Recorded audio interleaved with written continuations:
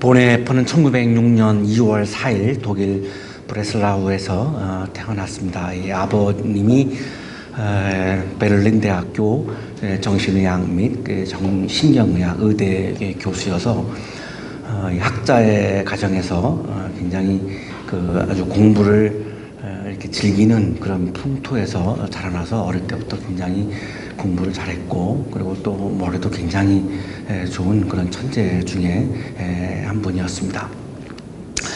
튜빙겐 대학교하고 베를린 대학교에서 신학을 공부를 했는데, 사실 아버지는 신학을 공부하기를 원치 않았는데 본인이 그렇게 신학을 공부하고 싶어 해서 아버지의 말로를 뿌리치고 신학을 공부를 했습니다. 성도의 교제라는 학위 논문을 가지고 박사학위를 20대 중반에 학위를 받았고, 1931년에 베를린 대학교 교수로, 강사로 그렇게 임명을 받습니다. 1933년 1월에 이제 히틀러가 등장을 해서 정권을 잡았습니다. 이때 대부분의 독일 교회가 히틀러를 전적으로 그렇게 지지를 하고 나섰고요. 그래서 이제 나중에 그거를 독일의 제국교회다라고 이렇게 부르는데, 그 이유는 히틀러를 지지하지 않는 교인들과 구분하기 위한 편의상 그렇게 호칭이죠. 그냥 독일 교회입니다. 대부분의 교회가 다 히틀러를 메시아라고 칭송을 하면서 독일을 살릴 수 있는, 독일을 세계에서 우뚝 서게 할 수 있는 우리 민족의 메시아라고까지 그렇게 표현을 하면서 히틀러를 숭배하기까지 했던 것이 당시의 독일 교회의 모습이었습니다. 1934년에 히틀러를 지지하는 교회와 다른 생각을 가지고 있고 다른 신앙을 가지고 있는 사람들에 의해서 고백교회가 설립되는데요. 이 이름도 히틀러를 지지하는 교회와 구분하기 위한 그런 이름인 거죠. 이들이 1935년에 독일 바르멘에서 바르멘 선언을 하게 되는데요. 그 바르멘 선언의 내용은 하나님의 말씀인 예수 그리스도만이 복종의 대상이요 하나님의 계시다라고 하는 것이 바르멘 선언의 핵심입니다. 여기 굉장히 우리가 주목할 부분이 있는데요. 이들은 모여서 예수 그리스도를 어떻게 고백했냐면 하나님의 말씀이다 이렇게 고백한 거죠. 하나님의 말씀이 지금 예수 그리스도이고 하나님의 계시가 예수 그리스도이다. 그래서 예수 그리스도가 하나님의 존재이다라고 하는 것을 고백을 했는데, 그거를 구체적으로 하나님의 말씀이 예수 그리스도다, 말씀이 육신이 되었으니 요한복음 1장에 있는 말씀을 근거로 그렇게 고백을 한 거죠. 하나님의 말씀이 바로 예수 그리스도다, 하나님의 계시가 예수 그리스도다. 그렇기 때문에 우리의 복종의 대상은 예수 그리스도만 복종의 대상이고, 히틀러는 우리가 복종의 대상이 될 수가 없다라고 하는 것을 고백을, 요한복음 1장을 근거로 그렇게 고백을 했고, 그것이 그 유명한 바르멘 선언입니다. 따라서 결론은 우리는 히틀러에 대해서 불복종을 선언한다 이렇게 나온 거죠. 그래서 이 히틀러 정권은 이제 고백교회를 이제 없애기 위해서, 이거를 처단하기 위해서 이제 게슈타포를 동원하고 굉장히 이제 아주 무자비한 폭력을 이제 가하기 시작을 했던 것입니다. 이 고백교회를 세우고 바르멘 선언을 쓰고 하는데 가장 중요한 역할을 했던 분이 이제 그 유명한 칼바르트라고 하는 신학자이고 보네퍼라고 하는 이 두 분의 신학자였습니다.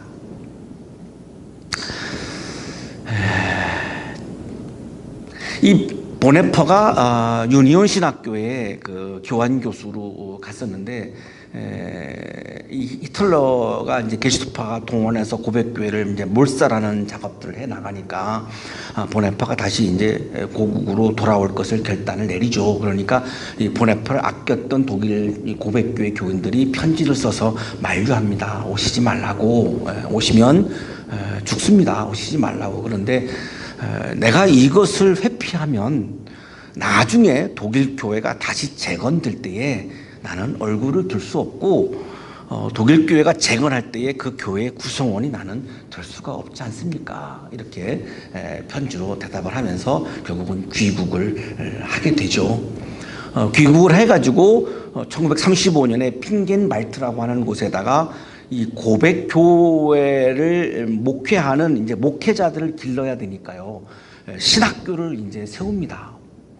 이미 있었던 신학교들은 다 이 제국 히틀러를 지지하는 교회에서 목회하는 목회자들을 길러냈으니까 아무도 고백교회를 목회할 사람이 없는 거죠. 그래서 이 고백교회를 담당할 목회자를 키우기 위해서 따로 신학교를 세운 겁니다. 이 신학교의 책임자로 이 보네퍼가 이제 임명을 받는 거죠. 신학대 책임자로, 관리자로 임명을 받습니다. 그러니까 이제 교재가 필요한 겁니다. 이 고백교회를 목회하는 목회자들을 위한 별도의 히틀러를 인정하지 않는 이런 교재가 별도로 필요한 겁니다. 그래서 히틀러가 이 교재로 쓰기 위해서 1937년에 나를 따르라 라고 하는 산상수훈 연구서입니다. 이런 교재를 썼고, 이어서 1939년에 신도의 공동생활이라고 하는 제목의 교재를 씁니다. 이 신도의 공동생활에서 보네퍼가 이야기하는 것들이 결국은 이 신학교 교수와 학생들의 영성 생활의 지침서가 됩니다. 그 정도로 아주 영적으로 깊은 그런 내용을 가지고 썼는데요. 몇 군데 인용을 하겠습니다. 그대는 하나님 앞에서 자신을 숨길 수 없다. 그대가 사람 앞에서 쓰는 탈은 하나님 앞에서는 쓸모없는 것이 된다. 하나님은 있는 그대로의 그대 자신을 원하시며 그런 그대에게 자비를 베푸시려 한다. 우리가 사람들에게는 내 죄를 숨길 수 있지만 하나님에게는 숨길 수가 없지요. 그래서 하나님이 우리에게 원하시는 것은 괜찮으니까 그냥 죄를 숨기지 말고 그냥 그대로 나에게 보여주라.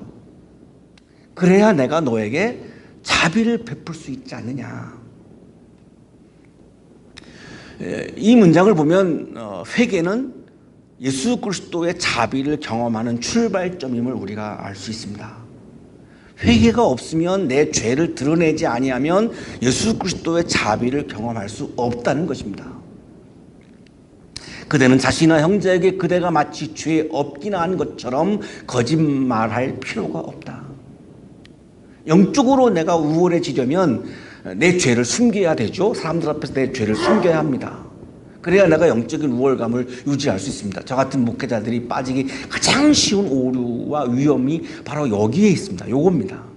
영적으로 우월하지 않으면 영적으로 내가 리드할 수 없으니까 내 죄를 사람들 앞에서 숨겨야만 하는 거죠. 그래서 이 거룩함을 자꾸 나타내야 되고, 목회자들이 이제 그렇게 그 길로 막 가다가 보면 본인이 하나님과 같다라고 하는 막 그런 착각까지 막 빠지게 되어서 여러 가지 이단도 나오고 막 이런 사태가 벌어지는 겁니다. 그대는 죄인이어도 좋다. 하나님이 원하시는 것은 죄인을 원하는 것이지 의인을 원하지 않는다는 거죠. 그리고 이것에 대해 하나님께 감사해야 한다. 그분은 죄는 미워하지만 죄인은 사랑하시기 때문이다. 내가 죄인임을 인정할 때에 예수님이 나를 사랑할 수 있지, 내가 죄인임을 인정하지 않는 사람은 예수님이 필요가 없기 때문에, 죄사함이 필요 없기 때문에 예수님은 그 사람을 사랑할 수 없다는 것이죠. 자, 그래서 회개는 예수 그리스도의 자비와 사랑을 경험하는 출발점이 됩니다. 죄는 인간에게서 공동체를 빼앗아 간다. 외로우면 외로울수록 죄의 권세는 사람에게 더 큰 파괴력을 행사한다. 죄 속에 깊이 빠져 들어가면 갈수록 고독은 그만큼 더 절망적이 된다. 내가 죄를 인정하지 않고 내가 죄를 숨기면 숨길수록 타자들과의 관계가 끊어지게 됩니다. 공동체에서 내가 공동체에 속하는 것들이 어려워지게 되죠. 자꾸 더 외로워질 수밖에 없고 외톨이가 될 수밖에 없다는 것을 지금 이야기하는 겁니다. 따라서 회개는 고독과 절망을 탈출하는 출발점이 됩니다. 사람들 앞에서 내 죄를 털어내고 내 죄를 고백해야 내가 사람들과 진정한 인격적인 만남을 가질 수가 있는 거죠. 숨겨진 죄는 그를 공동체로부터 분리시켰고 외관상의 모든 공동체를 거짓으로 만들었다. 그러나 고백된 죄는 그로 하여금 예수 그리스도 안에서 형제들과 함께 이루어가는 참된 공동체로 나아가도록 돕는다. 진정한 공동체는 회개하는 사람들의 모임이다라고 하는 이야기입니다. 회개가 없고 위선으로 가득 차서 죄를 숨기고 그리고 내가 다른 사람들의 죄를 정죄하고 판단하고 하는 공동체는 진정한 인격적인 만남이 이루어지는 공동체가 아니라 그냥 조직체에 불과할 수밖에 없다는 거죠.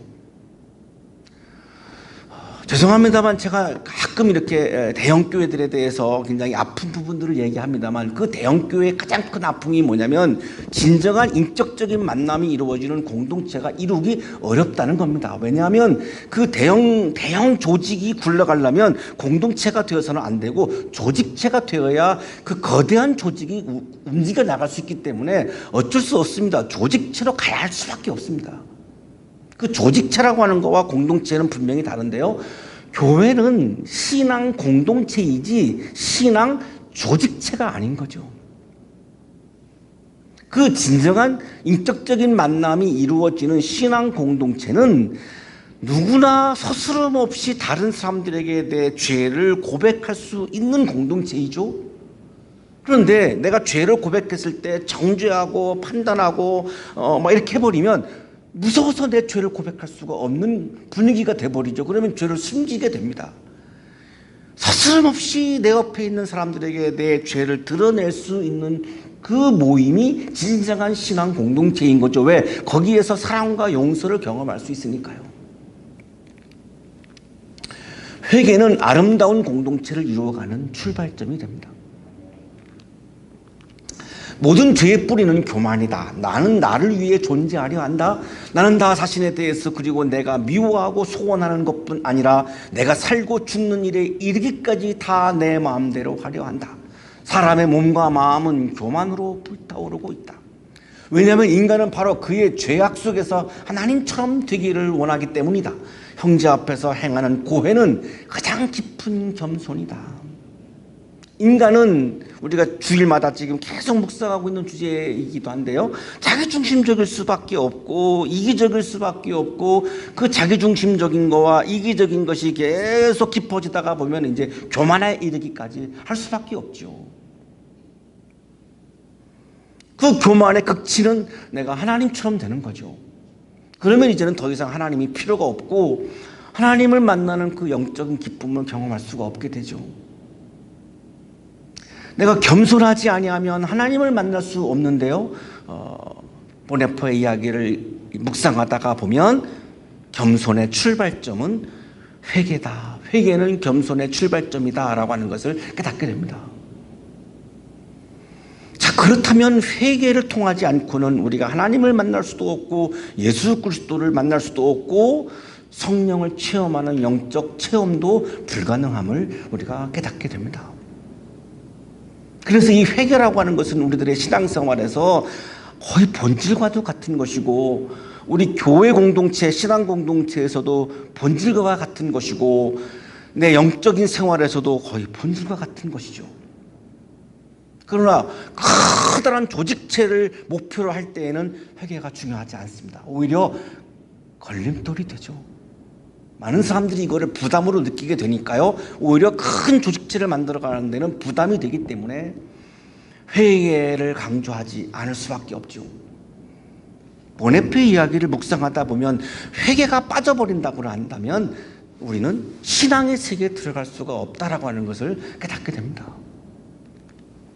오늘 성서 본문도 우리들에게 회개가 없으면 예수님을 만날 수 없고 하나님을 만날 수 없고 그렇다면 영적인 열매가 없다라고 아주 단정적으로 우리에게 말씀해 주는 본문입니다.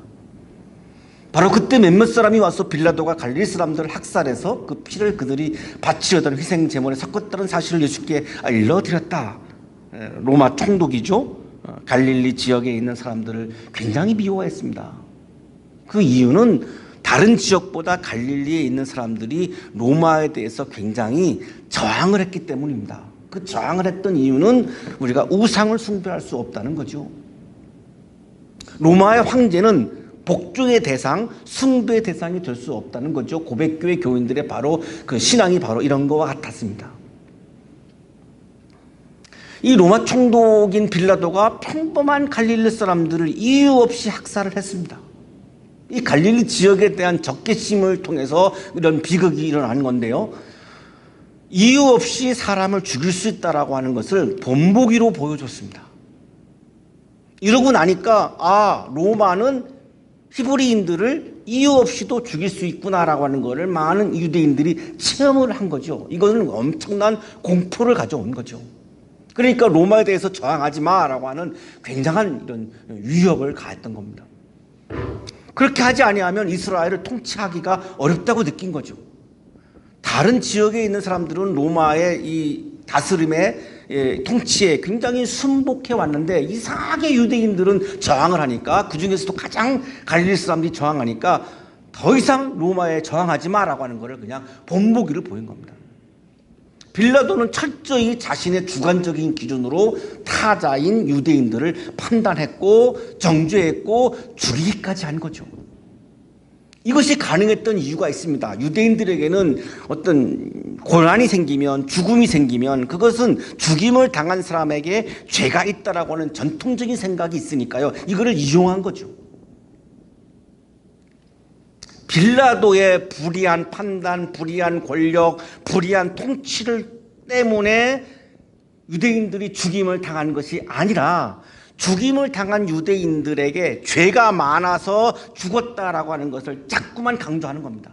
이건 유대인들의 전통적인 신앙이고 사고이기 때문에 빌라도는 이거를 이용하기가 너무나 쉬웠습니다. 제자들이 예수님에게 묻죠. 눈먼 사람으로 태어난 것이 누구의 죄 때문입니까? 이게 바로, 이 질문이 바로 이거를 우리들에게 입증해 주고 있는 본문입니다. 유대인들의 생각은 갈릴리 사람들이 학살을 당한 것은 가해자인 빌라도 때문이 아니라 피해자인 죽임을 당한 갈릴리 사람들의 죄 때문이다라고 하는 이런 논리를 막 만들어가고 펼쳐나간 거죠. 예수님이 이렇게 말씀하십니다. 이 갈릴리 사람들이 이런 변을 당했다고 해서 다른 모든 갈릴리 사람보다 더 큰 죄인이라고 생각하느냐? 이런 생각이 막 팽배하니까 예수님이 말씀하시는 거예요. 갈릴리 사람들이 죽임을 당했는데 그러면 이들이 갈릴리 외 지역 사람들보다 죄가 많아서라고? 아니다.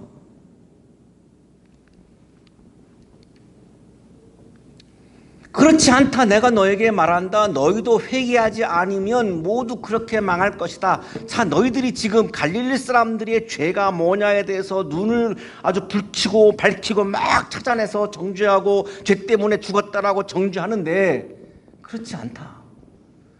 그렇게 하는 너희도 회개하지 아니하면 똑같이 이들과 똑같이 너희도 망한다. 이 말씀은 중요한 것은 나 자신의 죄를 회개하는 게 중요하지 갈릴리 사람이라고 하는 타자들의 죄를 판단하고 죄를 정죄하는 게 중요한 것이 아니다. 그러면 하나님 나라의 기쁨을 경험할 수가 없다. 타자의 죄를 판단하고 타자의 죄를 정죄하는 그 시간에 너 자신의 죄를 회개하여라. 그래야 하나님 나라의 기쁨을 경험할 수 있다. 하나님을 경험할 수 있다. 이런 말씀을 지금 예수님이 하시는 거죠. 실로암에 있는 탑이 무너져서 치여 죽은 18사람은 예루살렘에 사는 다른 모든 사람보다 더 많이 죄를 지은 사람이라고 생각하느냐? 실로암은 예루살렘 지역에 물을 공급하는 그런 저수지인데요. 이 저수지를 이제 보호를 하지 아니하면 식수가 망가지니까 이 저수지를 보호하기 위해서 망대를 세워서 이거를 관리를 했는데 이 망대가 무너지면서 18명의 사람이 목숨을 잃은 겁니다. 실제로 있었던 사건이죠. 그러니까 사람들은 이 사람들이 죄가 많아서 죽었다라고 생각을 하니까 예수님의 말씀은 그게 아니라는 거예요.